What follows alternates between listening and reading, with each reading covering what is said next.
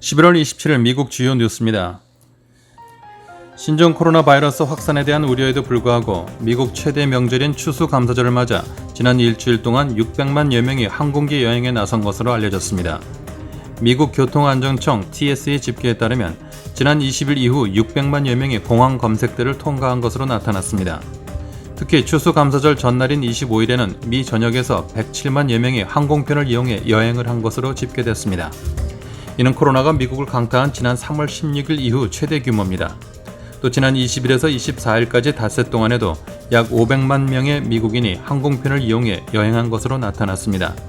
다만 지난해 추수감사절 연휴와 비교해서는 여행자가 절반 이상 줄었습니다. 지난해에는 추수감사절 전날 약 260만 2,631명이 공항 검색대를 통과했습니다. 앞서 미 질병통제예방센터 CDC는 홈페이지를 통해서 추수감사절을 보내는 가장 안전한 방법은 같이 사는 사람들과 함께 집에서 보내는 것이라며 여행 자제를 촉구한 바 있습니다. 존스 홉킨스 대학 집계에 따르면 추수감사절인 어제 미국의 신규 코로나 확진자는 11만 611명, 사망자는 1,232명으로 나타났습니다. 지난 일주 동안 누적 확진자는 115만여 명, 사망자는 만여 명으로 집계돼 확진자와 사망자가 각각 4만 명과 4천 명가량 줄어들었습니다.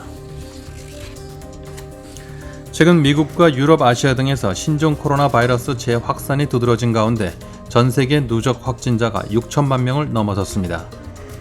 존스 홉킨스 대학에 따르면 어제 기준 전 세계 누적 확진자는 6,025만 1,496명에 달했습니다.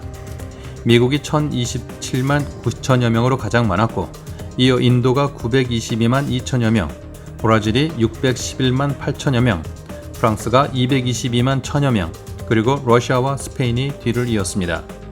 그동안 전 세계적으로 141만 8,600여 명이 코로나로 목숨을 잃은 가운데 미국의 누적 사망자는 26만 2천여 명, 브라질은 17만여 명, 인도는 13만 4천여 명으로 나타났습니다. 특히 미국은 최근 일주일 사이 121만 9천여 건의 신규 확진 사례가 나왔고 11,209명이 숨졌습니다. 유럽 지역에서도 지난 5일 동안 신규 확진자가 100만 명을 넘어섰습니다. 확산세가 점차 빨라져 전 세계 누적 확진자가 4천만에서 5천만 명으로 증가하는데 21일이 걸렸지만 5천만에서 6천만 명으로 증가하는 데는 17일로 단축됐습니다. 한편 전 세계에서 코로나 사망률이 가장 높은 곳은 남미 지역으로 코로나 감염 비율은 전 세계의 21%지만 사망률은 31% 이상을 차지한 것으로 나타났습니다. 영국 제약회사 아스트라제네카와 옥스퍼드 대학이 공동 개발 중인 코로나 백신에서 제조상 오류가 발견되면서 백신 신뢰성에 의문이 제기되고 있다고 AP통신 등이 보도했습니다.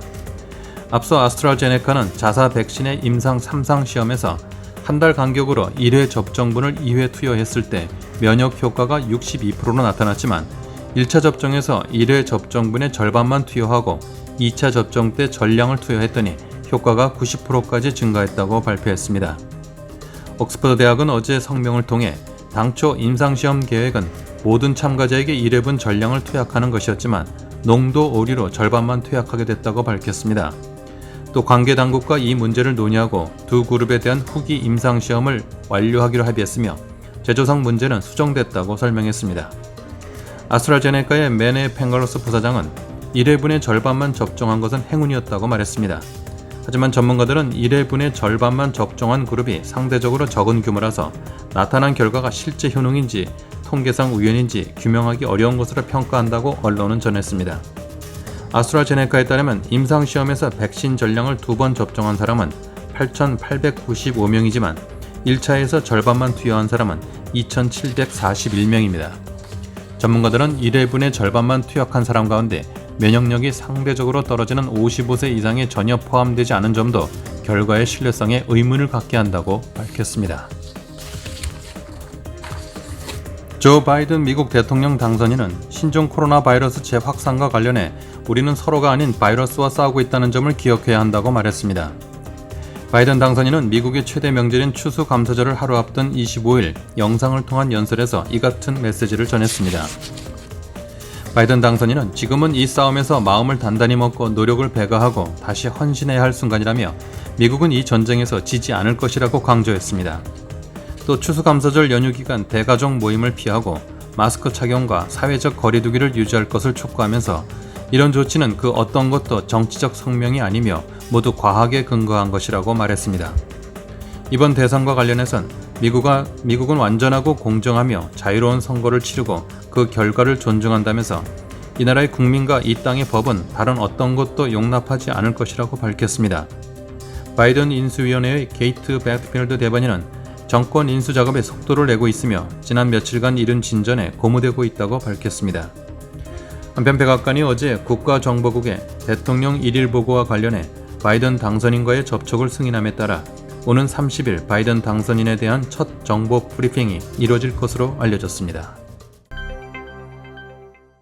미국 연방대법원이 신종 코로나 바이러스 확산을 막기 위해 예배 모임을 제한한 뉴욕주의 조치는 헌법에 위배된다는 판결을 내렸습니다. 연방대법원은 25일 가톨릭 브루클린 교구와 유대인 단체 등이 뉴욕주의 10월 행정명령에 대해 제기한 소송에서 재판관 5대4 의견으로 이같이 결정했습니다. 앞선 뉴욕주는 지난 10월 6일 코로나 확산이 두드러진 브루클린 등 특정 지역의 비필수 사업체에 대한 폐쇄 명령을 내리면서 지역에 따라 종교 모임을 10명에서 25명으로 제한한 바 있습니다. 이에 규제 대상에 포함된 종교단체들은 이 조치가 미 수정헌법 제1조에 의한 종교의 자유를 위반한 것이고 자신들의 시설이 필수 영업점으로 분류된 음식점보다 더 엄격한 제한의 표적이 됐다며 소송을 제기했었습니다. 연방대법원은 이날 다수 의견에서 뉴욕주의 규제가 종교의 자유를 보장한 수정헌법 제1조를 위반했다면서 종교단체에 손을 들어줬습니다. 미국 언론들은 도널드 트럼프 대통령이 최근 임명한 에이미 코니 베럿 대법관의 위헌 의견이 이번 판결에 결정적 역할을 했다고 분석했습니다. 보수 성향의 존 로버트 대법원장은 베럿 대법관과는 달리 다수 의견에 대한 반대 목소리를 냈습니다. 연방대법원은 앞서 네바다와 캘리포니아 교회가 제기한 비슷한 내용의 소송에서는 5대4로 각 주의 제한 조치를 인정하는 결정을 내린 바 있습니다. 도널드 트럼프 대통령은 선거인단이 조 바이든 전 부통령을 대선 승자로 선언한다면 내년 1월 20일 백악관을 떠날 것이라고 밝혔습니다. 트럼프 대통령은 어제 추수감사절을 맞아 해외에 주둔 미군을 격려하기 위한 화상 간담회가 끝난 후 기자들의 질문에 답하면서 이같이 말했습니다. 트럼프 대통령은 선거인단 투표에서 바이든이 승리하면 백악관을 떠날 것이냐는 질문에 분명히 그렇게 할 것이다. 당신들도 그것을 알 것이라고 대답했습니다. 그러면서 그들이 만약 그렇게 한다면 그것은 실수를 하는 것이라며 승복하는 것은 매우 어려운 것이 될 것이라고 말했습니다. 또 지금부터 내년 1월 20일 사이에 많은 일이 일어날 것이라고 덧붙였습니다. 트럼프 대통령이 대선 이후 기자들의 질문에 답한 것은 이번이 처음이며 언론들은 트럼프 대통령이 지금까지 발언 가운데 가장 승복에 가까운 것이라고 해석했습니다. 트럼프 대통령은 어제 바이든이 8천만 표를 얻지 못했으며 자신은 7,400만 표 이상을 얻었지만 자신의 표가 사라졌다면서 선거 부정 주장을 강조했습니다. 지난 3일 대선에서 주별로 선출한 선거인단은 다음 달 14일 차기 대통령을 뽑는 투표를 진행할 예정입니다. 미국이 대북 인도주의 지원을 위한 제재 면제 신청을 더 신속하게 승인하고 면제 기간도 늘릴 것을 유엔에 제안했습니다. 유엔 안전보장이사회는 오늘 이 제안의 채택 여부를 결정할 예정입니다. 안보리 관계자도 미국이 안보리에 이 같은 제안을 한 사실을 확인했습니다.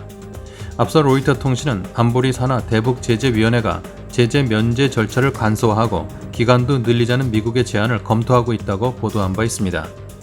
미국 측 제안은 세계적 대유행병이나 자연재해에 대한 긴급 인도주의 지원 요청과 관련해 지원단체들이 위원회로부터 패스트트랙으로 제재 면제를 받을 수 있도록 허용하라는 내용이 통신은 전했습니다. 이와 관련해 안보리 관계자는 미국 측 제안의 상세한 내용은 밝힐 수 없다고 말했습니다. 그러면서 오늘 열리는 안보리 회의에서 이에 대해 논의한 뒤 채택 여부를 결정할 것이라고 덧붙였습니다. 유엔 안보리 대북제재위원회는 대북 결의 2397호를 통해서 북한에 대한 인도주의 지원을 위해서는 사전에 제재위로부터 승인을 받아야 한다고 명시하고 있습니다. 앞서 안보리 대북제재위원회 의장인 크리스토프 호이스켄 유엔 주재 독일 대사는 지난 18일 기자회견에서 제재위가 대북 인도주의 지원과 관련한 제재 면제 신청을 주요 우선순위로 놓고 진행하고 있다며 면제 승인까지 평균 이틀 이상이 걸리지 않는다고 강조한 바 있습니다. 이 같은 면제 기간 연장은 특히 북한의 국경 봉쇄 정책과 연관이 있는 것으로 보입니다. 북한이 신종 코로나 바이러스 감염증 확산을 막기 위한 조치로 지난 1월부터 국경을 봉쇄해 지원 물품 반입이 원활하게 이루어지지 않고 있기 때문입니다. 미국의 제한이 통과될 경우 지원단체들의 대북 지원 활동은 더 신속하게 안정적으로 이뤄질 전망입니다. 퇴임을 앞둔 마이크 폼페이오 미국 국무부 장관은 북한에 얼류돼 있던 한국계 미국인 3명을 본국으로 무사히 귀환시켰던 일이 재임 중 가장 기억에 남는다고 밝혔습니다. 폼페이오 장관은 어제 폭스뉴스에 출연해 재임 중 가장 기억에 남는 일이 무엇이냐는 질문에 대해서 그것에 대해 돌아볼 기회가 없었다면서도 평양에서 3명의 미국인과 함께 돌아와 그들의 가족에게 돌아가게 한 일이라고 답했습니다. 그는 그들은 정말 위험에 처해 있었고 국무장관 초기에 그들을 귀환시킬 기회를 얻었다면서 그것은 정말 특별한 일이었다고 떠올렸습니다. 폼페이오 장관은 국무장관에 취임한 직후인 2018년 5월 9일 북한을 방문해 김정은 국무위원장과 억류된 한국계 미국인 김동철, 김상덕, 김학송 씨 석방 문제를 논의한 뒤 곧장 미 군용기를 이용해서 이들을 미국에 있는 가족 품에 안겼습니다. 당시 도널드 트럼프 대통령은 새벽 시간임에도 마이크 펜스 부통령과 함께 메릴랜드주 앤드루스 공군기지를 찾아 이들을 화명하면서 이 3명의 위대한 이들을 위한 특별한 밤이라며 김 원장에게 사의를 표한 바 있습니다. 당시는 판문점 남북 정상회담 직후로 그로부터 한 달 뒤 트럼프 대통령과 김 위원장은 싱가포르에서 역사적인 첫 북미 정상회담을 했습니다. 이어 폼페이오 장관은 선출직 도전 등 퇴임 후 계획을 묻자 알기 어렵다면서 아내 수전과 함께 생각해 보겠다고 말했습니다. 조 바이든 인수위원회에 대한 정권 이양 작업과 관련해 우리는 그 기간에 한 명의 대통령과 한 명의 국무장관을 가질 것이라면서도 연방총무청의 결정에 따라서 대통령이 우리에게 지시했던 모든 것을 할 것이라고 말했습니다. 지금까지 미국 주요 뉴스였습니다.